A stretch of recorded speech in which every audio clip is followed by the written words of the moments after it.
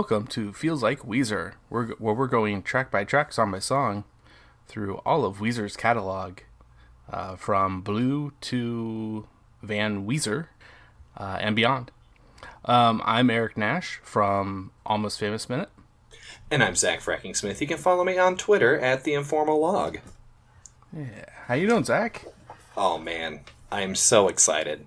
We're actually going to talk about a good Weezer album.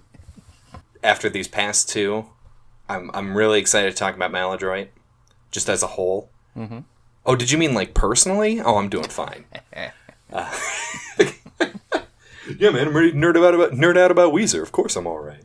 Yeah. So, what are we talking about today, Eric? Yeah, this is the Maladroit Special, as we've been calling them at the beginning of these each album, and I think we're gonna hear a good bit from you, but I'll chime in when I have a little something to add, I think.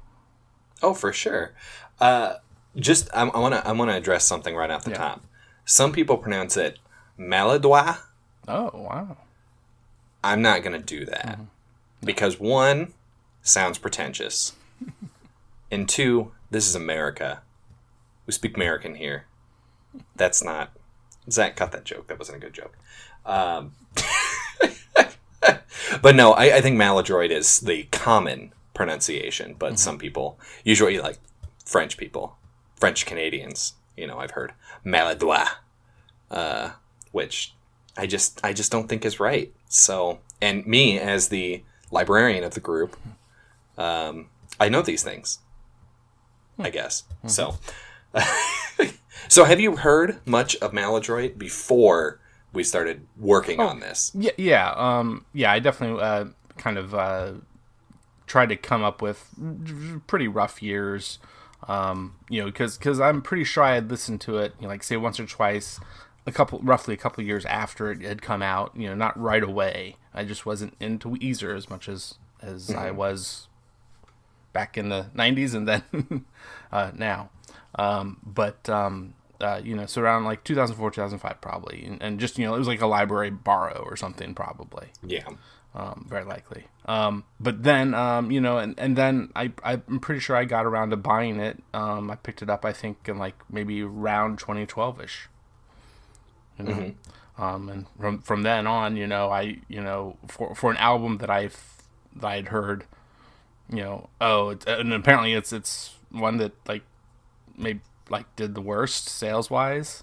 Yeah. I think I've heard recently in some researching, but back then, it's possible I kind of looked it up then too, and it's like, but it's just like, it was just a good price in a bargain bin, Oh, for sure. My copy was $3.50. Yeah, wow. I remember the price, but I took off the sticker. But I do have a used sticker on here as well. This I originally did not like this that much, but this was during my like, oh man, the only good Weezer is Blue and Pinkerton, and everything else sucks. And then also during my I think Gratitude is a good album phase, which I did have.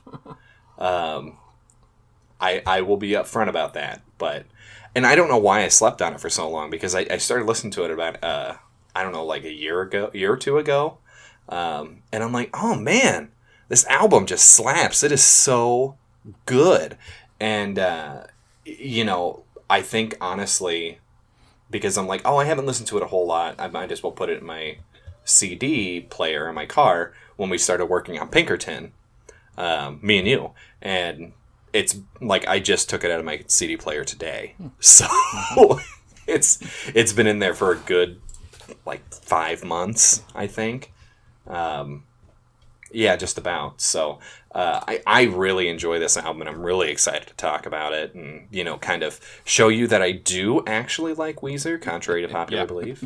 Yeah, my doubts have been forming about. I don't think he's really a fan of Weezer. It's like no, they get better if he keeps this up. Well, and the main reason I like this is because it's a huge departure from the Green album. The Green album was really polished and poppy, and this is we're kind of seeing the grunge of Pinkerton. All the songs are darker and heavier, and that's what I really like about it. And it's produced by them, or as unproduced as they call it. So. Well, and the other thing, the one big kind of takeaway I'd like to, before we then go in the song by song of what we're going to do, my one last kind of takeaway, though, is that, I mean, yeah, I understand what you're saying there about, less polished and not so poppy and a little bit darker, but also I think it's just got a bit more of a variety of some songs. I mean, it's not like any are all that poppy, but there are certainly a couple that are a little lighter and a little, it has highs and lows. Side. Yeah, right. Like an album should have. Right. Yes. and it's just like if you were to do like a Weezer-thon and you were to just go through all the songs, like I don't know, like some weird podcast would do. But like after you hit Green, it sounds like a completely different band from on Maladroit. And I think a lot of this is, to me, I think it really is the spiritual follow-up to Pinkerton. Because Green is, I think as Green is kind of where we see Weezer now. Like I think if Green was released now, it would do very, very well instead of just very well. I really think that this should have been... People are just more in tune with kind of, okay, this is what we're going to get. Right. And I think I've talked about this before. Like the true release order of Weezer albums should have been Blue, Green, Maladroit, then Pinkerton. And I know I just said it's the spiritual successor, but hear me out. Because with Blue, they hit their big success. Green is incredibly polished and, kind of what the studio execs want. And then you kind of start to see that harder, darker edge with Maladroit, and then you get into Pinkerton. I don't think it would be as much of a jump from Blue to Pinkerton as it would be from Maladroit to Pinkerton. One, then especially back up to Green right after Pinkerton. And I say that because Make Believe is next, but, which is similar to Green. Not as bad, but similar. Now, what if you reversed Blue and Green, though? I don't think they'd be successful. I think if they released Green first, it wouldn't be... but we still have the same end result? Is that what you're saying? Kind of the same okay. Overall flow. Just the flow is more in line with what I think you're trying to get at. Right. But I mean, it's kind of like... Yeah, what you're saying is successful. Right. And to talk about some band about bugs, the Beatles, there's... they start with those really poppy, happy love songs, and then, it really does kind of go into a weird direction from there. So... I guess we could almost say, if that was the case, if it was Green, Blue, Maladroit, Pinkerton, we would kind of follow the same arc. But I don't think there's anything really stand out in Green that could propel them to the level that they were. I think Island in the Sun and Hash Pipe were only good because all the other stuff was really good before. And that all is to say... that we really see Weezer go into a direction, that they are today with Maladroit, starting with this, where, you kind of veer into him actually, Rivers, actually, interacting with fans, and trying to hear what they want as opposed to just being Rivers, So before we really get into the album, we should probably talk about the personnel changes here. Mikey Welsh has, at this point, he left the band in August of 2001, and he checked into a psychiatric hospital in Boston. Carl Koch, unofficial fifth member of Weezer, would periodically update fans on the website, letting them know that, Mikey's, this is kind of what's going on. But after they hired Scott, they just kind of, Coke was just like, okay, what's going on between, well, this is a quote here. What's going on between Mikey and Weezer is a private matter, as it has been since day one, and there will be no further announcements, news, or speculation in this space unless and until everyone involved is ready to make any statements on the matter. How do you feel about that? I mean, it's just, it seems like it's a big matter of, some people have some have some issues, and whether it really is just Mikey or maybe Rivers in his ways, mm-hmm. especially back then. Oh yeah, it's just we just want to keep them happy. Yeah. So we're gonna shut up. Yeah, right. And I get that. If I was a fan and I was really worried about Mikey, mm-hmm. If I was a fan of Weezer, at the time, I just kind of feel like that the timing on that is a little weird. I wish mm-hmm. they would have maybe waited a little bit longer after hiring Scott, or, did it before the hiring instead of just like, okay, we have a new bassist, bye. We're done with you, Mikey. But so a lot of people, like, nobody really knew the whole story with Mikey. But in 2007, he gave the following statement. This is a big quote. You ready for it? Oh, yeah. Okay. Quote, basically a lifetime of doing drugs and being undiagnosed as having bipolar disorder, post-traumatic stress disorder, and borderline personality disorder caught up with me when I was 30 years old. At the beginning of a 3-month European tour with Weezer, I started slowly falling apart. Without getting too graphic, by the time the tour was winding up, my weight had gone down to 140 pounds, I'm 6'2", and mentally completely wiped out. When I returned to the States, my family had made plans for me to see a psychiatrist in Boston. First, though, we had to play a few dates around the U.S. and perform on The Tonight Show, which ended up being my last performance with Weezer. By the time I got to Boston, I was having a complete nervous breakdown. It ended with a severe suicide attempt and overdose. I was found and rushed to the hospital, where I had come to within minutes of my heart completely stopping. I was in a coma for a few days and woke up in a lockdown psychiatric ward, end quote. Which, this is, it's a big deal, and I guess this is my point to say, mental health is just as important as physical health. Yeah. So please, talk to a therapist. Get on medication. I did it, and it's great. But after that, he did, eventually he checked out of the psychiatric ward. And he started a band with a guitarist from the Mighty Mighty Boss Stones, Nate Albert. Which, I like Mighty Mighty Boss Stones. Well, I didn't get that impression, though. What? Wait, what? I didn't get that impression, though. What impression? The impression that I got. Oh, my God. Oh.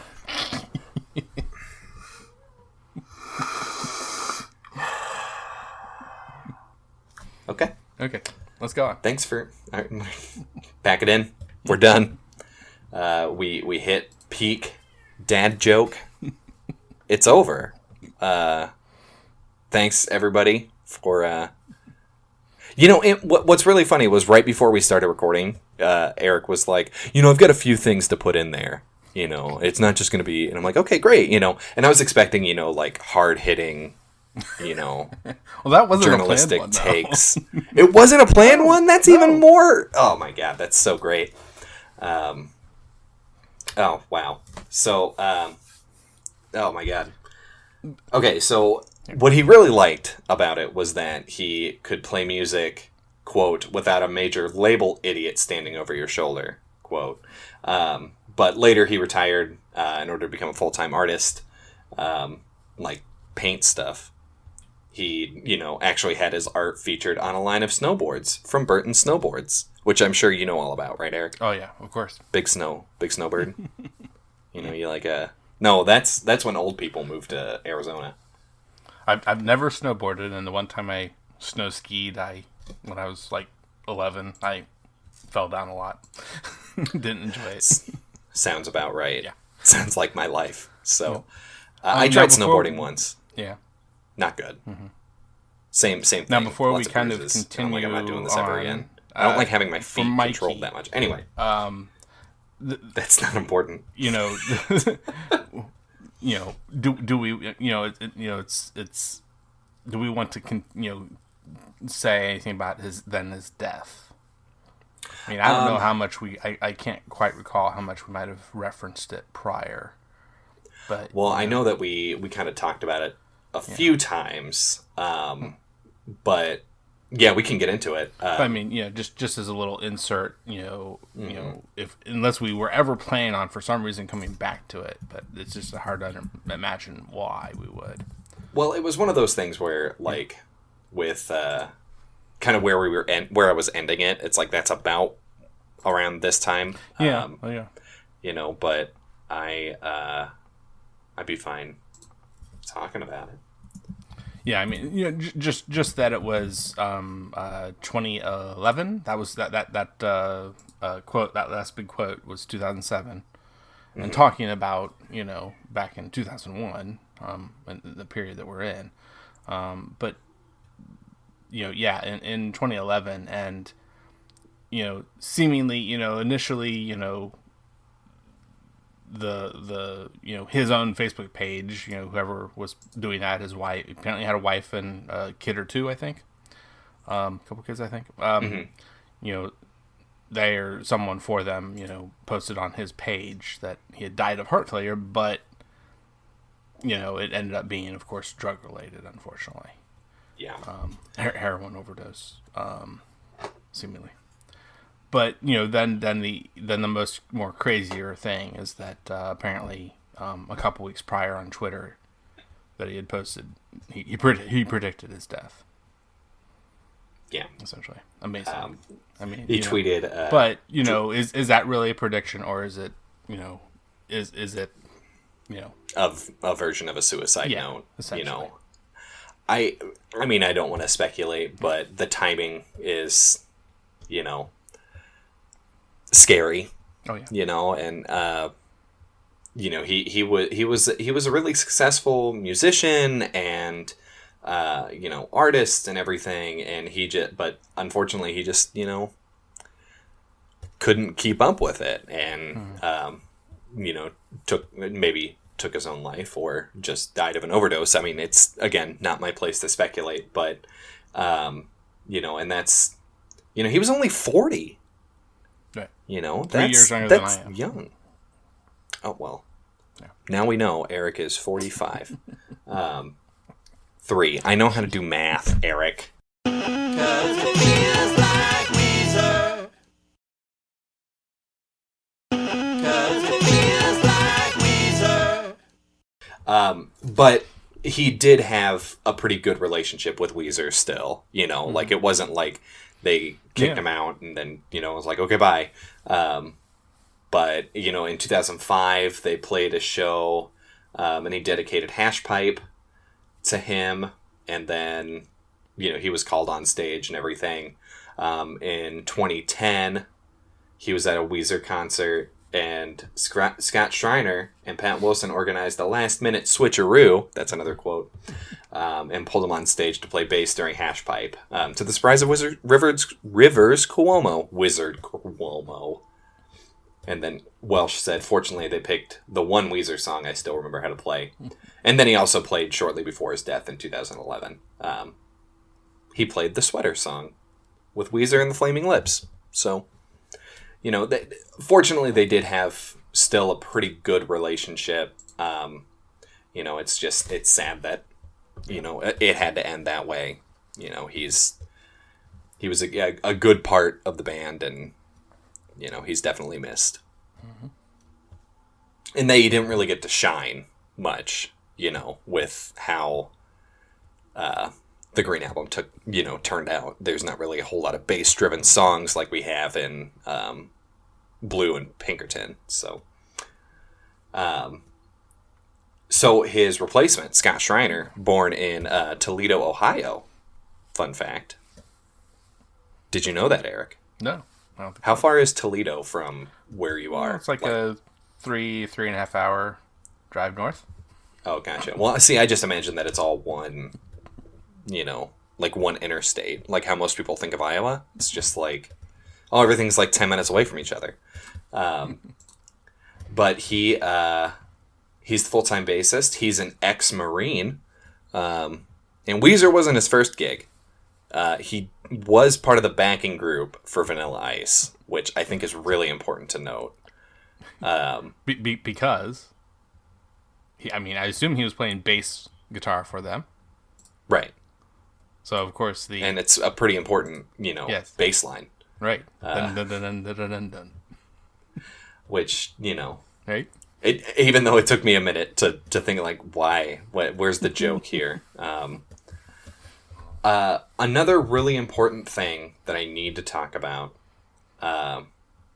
is that he guest starred with the band called the Scrantones at the 2007 The Office convention, and he played Radiohead's "Creep" with Craig Robinson singing, which I think is just a wonderful fact, and I'm very happy that I continue to read on his Weezerpedia page.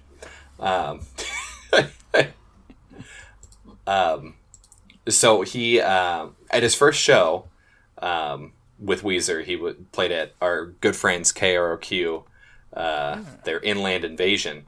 He was attacked on stage by a former bandmate of his. Like, what? That's nuts! But he continued to play, and he is still with Weezer today. So, the bass position in Weezer is definitely not cursed, as I'm sure that people thought in 2001. Like, oh, how long is this guy going to last?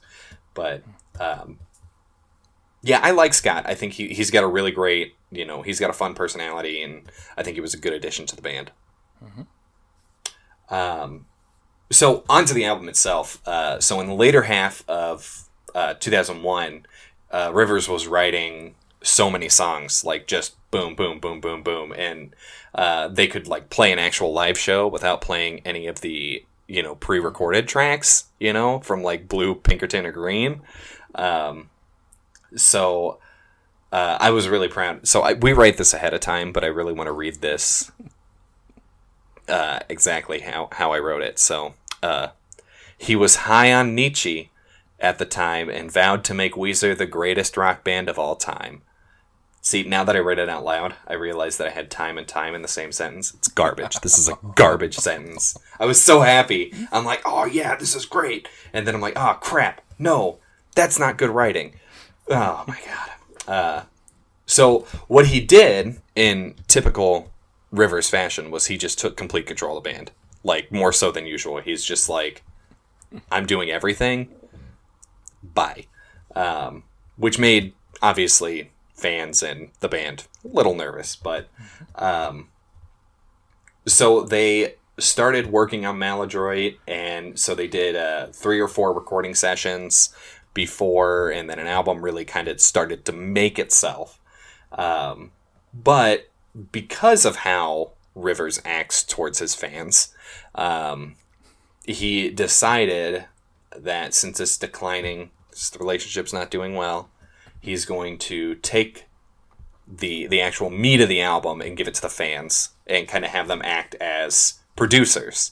They knew the band, they weren't motivated by money, and they're happy to interact with Rivers or anyone, within the band. And this was when Rivers took up his infamous name, Ace. Do you know much about Ace?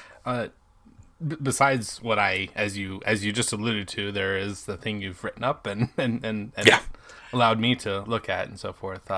But I definitely have something I think I want to get to, and if you go into this and explain it a bit, I think there's a couple, there's a point I definitely have to make. Well, I think Ace is bigger than just a single follow or episode like this, so I'm thinking we might have to do like a separate thing all about Ace and how just trash he was. Yeah. But well, and you're talking about Ace as this other person. So that's my point, is that there's two identities that I kind of want to, or people actually, stars, what have you, previous to Rivers / Ace. One being Bowie. Okay. And his changing identity. I mean, he just essentially throughout his whole career. I mean, he had all his identities from Ziggy to Thin White Duke, and even though some later weren't as I think well known as the others. I mean, that's just something he would always do. He for each album practically, maybe 2 or 3 in a row at some point. Right. But, yeah. Change, make himself over and redo and kind of come up with a new way to think about things and be in the world and so forth. Now that's very, in the same vein. It's music related here to what Rivers and Ace did. But then the other one, I think it might be even closer tied in a sense to what you're saying, what you're getting at.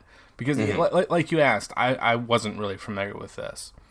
But so my second celebrity from the comedy world is Andy Kaufman. Oh, yep. And obviously his his biggest alternative identity. I mean, he certainly had the earlier one, the European Man, which became, what's his name? I can't think about it. Think of it right now. But the one that was on Taxi. But a little bit later, or essentially actually right around the same time, according to Man on the Moon, the wonderful movie with Jim Carrey. Right. We very much saw in the middle of that roughly Tony Clifton. So this was this really, I mean, even crazier, more buffoonish, more of an asshole type character.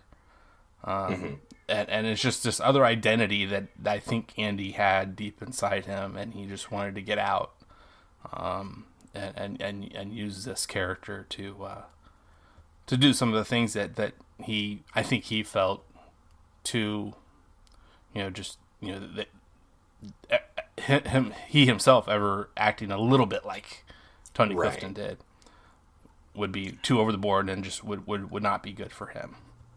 But as soon as he was able to put on the guise, I mean, this is like a lot of heavy makeup, really prosthetics to get him to look the way this alternative person was, and it even allowed what I believe is his partner at the time, Bob Zmuda, to play the part sometimes.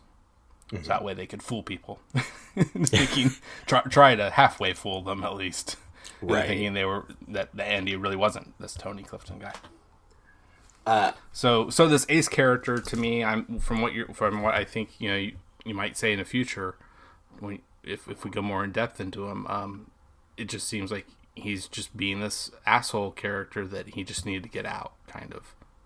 Right. Yeah. I'm going to agree to an extent. Yeah. Okay. I think a lot of Ace is what Rivers has been wanting to say, but just never had the avenue to do it. Because because of the stuff that we've read with John Larson's book and, just the other, specials that we've done, he, at this point in his career, he really did not like the Blue Album or Pinkerton, and the problem was, all of the fans were like, "Oh my god, it's the best," and Rivers didn't like that. So now this was a way for him to interact with the fans pseudo-anonymously, and let them know that, like, that stuff is trash. You should like the new stuff instead. And so, but, like, initially it was a good thing. Like, it worked out way better than I think a lot of people thought it would. But then eventually it became more and more, Rivers going into his Rivers mode. And he was not very happy with what people thought of Only in Dreams. Sorry, Eric. So at one point this was where the infamous gay Disney gay quote came from. But so yeah, I think what we'll do at some point is that maybe we'll talk. Maybe as we get closer to the end of the album, we'll do kind of like maybe another special episode just about Ace. But down in the clicky clack down at the bottom, I'll put a link to an archive of all of his conversations on the Rivers Cuomo message board, or whatever, Rivers message board, I think is what it was called. Definitely take a look at that. It's so worth it. Because it's an interesting time capsule, and I think this whole album is a really interesting time capsule as well, because you have a lot of things that you wouldn't say now, kind of prevalent in the album. But so a lot of good stuff did come from this. They were able to rework songs and, change around the music, and the title of the album was actually a fan suggestion as well. It was under the working title of The Black Album, which obviously we use later. So, Maladroit was released on May 14th, 2002, which eagle-eared listeners will know that is 1 day shy of a full year between Green and Maladroit, which, it's a pretty quick turnaround. But then there was the Teal album, and then the Black Album, which was like 23 days. But it's overall regarded pretty well, that it's pretty well done. I mean, it's kind of, they've got some really weird lyrics, which we'll definitely talk about in Dope Nose. But one thing I highly and vehemently disagree with is that somebody said it was one of the worst, or Pitchfork rated it as one of the worst album covers of all time, which I am devastated about that. I love it. It's basic. It's beautiful. Eric, I love it. And your Photoshop of this is fun. I thoroughly enjoyed it. And as you said earlier, it's the lowest selling from the band. But just a couple fun facts before we close out here. It's the first. There's a lot of firsts for this album. It's the first with Scott Schreiner. The first to have a booklet with lyrics instead of just pictures, but the pictures are really fun. And it's the first album to have more than 10 songs. For Weezer, not like in general. Yeah, I think I should clarify that. And also that the first 600,000 albums, or, printing, CDs printed, were considered first editions and are labeled on the bottom right corner of the back of the album. Do you have your copy of Maladroit with you right now? No. No? Did you look for your fun number? Because I did. I currently have in my hand number 339,209. Wow. But so that's basically Maladroit. We've got a lot to cover, and I'm really looking forward to this. I know I've been kind of negative the past couple of albums, but I think that this is really a good turnaround point. So yeah, you got anything else, Eric? The one last thing I'd like to point out is that and it's kind of going pretty close to the beginning of what you were saying. The order in which that it should have been the follow up to Pinkerton. My one other thought on that is that there is definitely this one artist, musician, that he goes back and forth from one album to the next, being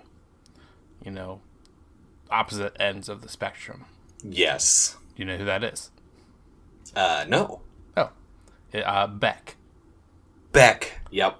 He'll do Midnight Vultures, but then the next album is more low key. I mean, that's a very up tempo, album, and the next one's a little more low key, and then the one after that some more up key, and vice, keeps going back and forth throughout most of his career. I think after this, this is the last time we really see him, at the low, but Yeah, it's. I'm looking forward to talking about this one. Mm-hmm. Are Oh, you? yeah. You are too, right? Yeah, yeah, and definitely, listening to it more and more lately, I'm like, man, this is there's something going on with this, and I can't wait to kind of dig into each of these songs more. Oh, for sure. They're not as uh, confusing, the similarities between each song as they were Right. for Green. Like, Slob is completely that went different like from this? American Yeah. Gigolo. Yeah. They're all like that. And the solos are back. Okay, all right. We're Yeah, not going right. to get too into it. But anyway, I'm Zach Fracking Smith. You can follow me on Twitter at The Informal Log. And I'm Eric Nash. You can find me also at Watchmen Minute. We recently went through for the HBO show. All we recapped all the episodes each week. But you can now, if you binge watch the show, then you can also binge listen to our episodes at Watchmen Minute. That's the only way I consume media nowadays is binging. So, and this podcast, as well as Eric's Almost Famous Minute, is a part of the Pantheon Podcast Network. Check us out at pantheonpodcast.com. There's a lot of really good song-by-song podcasts and also some just, deep digs into music as well, just in general. So check that out, pantheonpodcast.com. You can find us on Twitter at Feels Like Weezer. You can find us at on Facebook, Feels Like Weezer. Just look us up. You can send us an email, feelsLikeWeezer@gmail.com. You can also check out our TeePublic store. Just look up Lucky Mustard as a user. I've also got the clicky down at the bottom. So is that it? Yeah, that sounds good. Are those all the plugs, I think? Yeah. Let's keep wheezing.